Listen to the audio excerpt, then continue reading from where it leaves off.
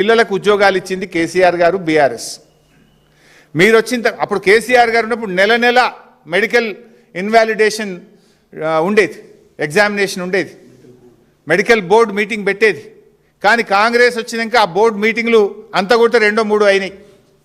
కేసీఆర్ గారు 16,500 ఉద్యోగాలు ఇస్తే మీరు పెట్టిందే 2 సార్లు మెడికల్ బోర్డు, అందులో 95% రిజెక్ట్ చేసి 100 మందికి కూడా ఉద్యోగాలు ఇవ్వలే. మీరు కార్మికులను మోసం చేస్తున్నారు. మీరు కేసీఆర్ గారు అసెంబ్లీలో ఒకసారి సింగరేణి కార్మికుల గురించి గొప్పగా మాట్లాడినారు. నేనున్న అసెంబ్లీలో ఆ రోజు, అరే వాళ్ళు పాపం దుమ్ము ధూళి అండర్ గ్రౌండ్లో ఆక్సిజన్ లేని చోట పోయి ప్రాణాలకు తెగించి కొట్లాడతారు, వీళ్ళకి మంచి వైద్యం అందాలని కేసీఆర్ గారు ఆలోచించారు.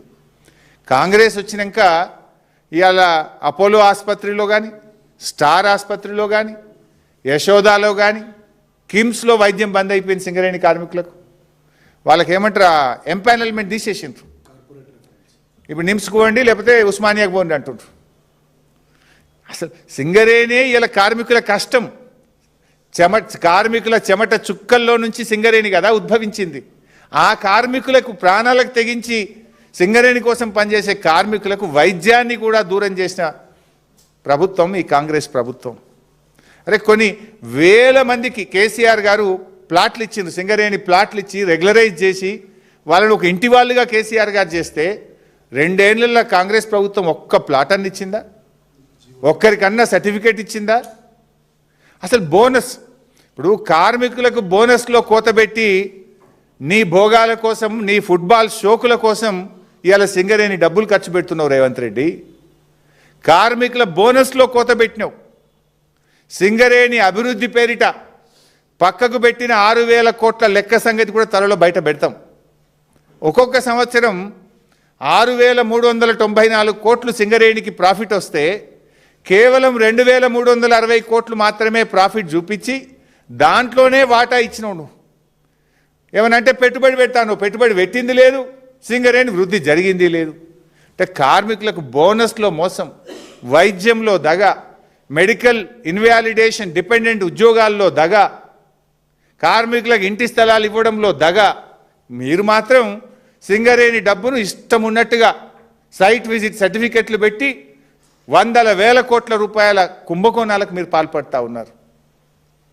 అందుకే మేము బాధపడేది ఒక్కటే, మా కార్మికులు మాకు ముఖ్యం. సింగరేణి అంటే తెలంగాణ సిరుల గనిగా పేరుండేది, కానీ ఆ సింగరేణిని ఇవాళ స్కామ్ల గనిగా మార్చారు. మీరు కుంభకోణాల కేంద్రంగా ఆ సింగరేణిని మీరు మార్చారు.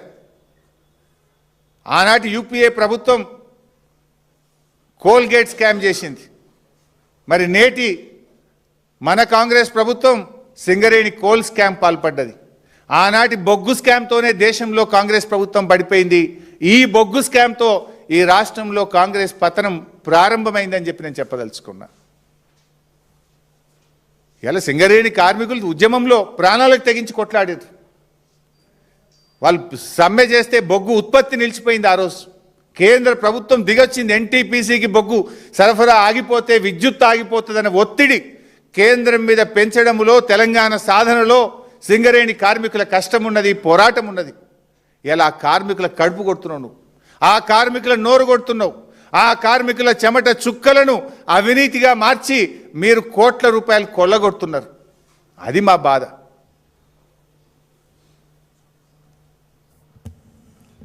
సైట్ విజిట్ సర్టిఫికెట్ షరతు లేకుండా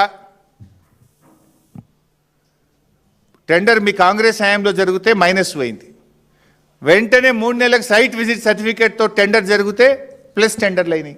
ఇది open shut and mouth case, open corruption, red హ్యాండెడ్గా కాంగ్రెస్ దొరికిపోయింది. ఇంకేం బుకాయిస్తారు? ఈమెయిల్స్ ఉన్నాయి, ఫోటోలు ఉన్నాయి, వాట్సాప్లు ఉన్నాయి, వీడియోలు ఉన్నాయి, ఇంకేం కావాలి? ఇంకా ఎంతకాలం బుకాయిస్తారు? పారదర్శకత అంటూ మాట్లాడిన భట్టి గారు కేవలం, నేను అడుగుతున్న భట్టి గారు, కొంతమందికే సైట్ విజిట్ సర్టిఫికెట్లు ఎందుకు ఇచ్చారు, మిగతా వాళ్ళకి ఎందుకు ఇవ్వలేదు? బయట పెట్టండి. ఎన్ని ఈమెయిల్స్ వచ్చినాయో బయట పెట్టండి. ఎంతమంది సైట్ విజిట్ చేసినారు, ఎంతమందికి సర్టిఫికెట్లు ఇచ్చినారో బయట పెట్టండి. నిన్నటి భట్టి గారి ప్రెస్ మీటు సమాధానాలు చెప్పడం కంటే సమర్థించుకునే ప్రయత్నమే ఎక్కువ చేసినారు. ఇవన్నీ చూపించుకుంటూ ఇందులో ఏమున్నది, బట్టలు ఉతికే వాషింగ్ మిషన్కు సైట్ విజిట్ సర్టిఫికేట్ ఉంది, డిఫెన్స్ వాళ్ళు ఇచ్చిండ్రు, నేను సింగరేణిలో ఓబీ బ్లాక్ పెట్టేంది అంటాడు. ఎక్కడన్నా అలా ఓబీ బ్లాక్ ఉందా నువ్వు చూపించిన దాంట్లో? సరే, భట్టి గారంటే మాకు కూడా చాలా గౌరవం. ఆయన చాలా సీనియర్ కాంగ్రెస్ నాయకులు, 30-40 ఏళ్ళ నుంచి కాంగ్రెస్ పార్టీలో ఉన్నారు. వారి కుటుంబం అంతా కూడా కాంగ్రెస్ పార్టీలో ఉన్నది. అత్యున్నత హోదా పొందే అవకాశం ఉన్నటువంటి నాయకుడు భట్టి గారు. ఆ అత్యున్నతమైన హోదా పొందడానికి అందరికంటే ముందు వరుసలో ఉండేటువంటి నాయకుడు భట్టి గారు. మాకు కూడా గౌరవం ఉంది. కానీ నేను చెప్పదలుచుకున్నది ఒక్కటే భట్టి గారికి, భట్టి గారు మీరంతా అపారమైన అనుభవం గల నాయకుడు, అత్యున్నత హోదా అందుకోవడానికి అనుభవం ఉన్నటువంటి, అర్హత ఉన్నటువంటి నాయకులు మీరు. దయచేసి మీరు రేవంత్ రెడ్డి గారి కళ్ళల్లో ఆనందం కోసం పనిచేయకండి. రాష్ట్ర ప్రజల కళ్ళల్లో ఆనందం చూసే విధంగా పనిచేయడం ఒక సీనియర్ నాయకుడిగా మీ బాధ్యత అని నేను చెప్పదలుచుకున్నాను.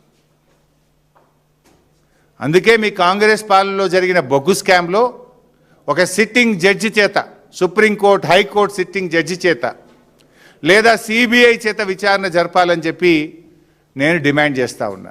రేవంత్ రెడ్డితో మాట్లాడితే ఏమవుతుంది? నువ్వు ఏమంటున్నావు? ఉత్తరం రాయి, నేను రేవంత్ రెడ్డితో మాట్లాడి చెప్తా అంటున్నావు. అరే, కుంభకోణానికి సూత్రధారి, పాత్రధారి అంతా రేవంత్ రెడ్డి అంటే నువ్వు ఆయనతో మాట్లాడటానికి దొంగ చేతికి తాలపు చేలు ఇచ్చినట్టు కదా ఇది. అందువల్ల ముఖ్యమంత్రి స్థాయి వ్యక్తి మీద విచారణ జరగాలంటే అది కేంద్ర ప్రభుత్వ స్వతంత్ర ప్రతిపత్తి కలిగిన సంస్థ విచారణ జరపాలి. సెంట్రల్ విజిలెన్స్ కమిషనా, సిబిఐయా, ఒక సుప్రీంకోర్టు సిట్టింగ్ జడ్జి చేతనా, ఆ స్థాయిలో జరపండి.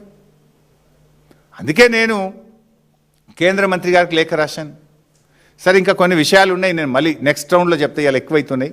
కేంద్ర ప్రభుత్వం పంపిన కమిటీ ఎవరు, ఆ కమిటీలో ఉన్న వాళ్లకు వీళ్ళకున్న సంబంధాలు ఏంది, వాళ్ళు కూడా ఎట్లా కుమ్మక్క అవుతుండ్రు, ఆల్ దోస్ డీటెయిల్స్ నేను మళ్ళీ చెప్తాను. సో నేను ఫైనల్గా మళ్ళీ చెప్పేది ఒక్కటే, ఈ సైట్ విజిట్ సర్టిఫికేట్ తెచ్చిందే కాంగ్రెస్, స్కామ్కు తెరలేపిందే కాంగ్రెస్, డీజిల్ కుంభకోణాన్ని తెచ్చింది కాంగ్రెస్, ఇంకా నేను చాలా పాయింట్స్ కూడా చెప్పిన, బహుశా మీరు గమనించి ఉంటారనుకుంటున్నా.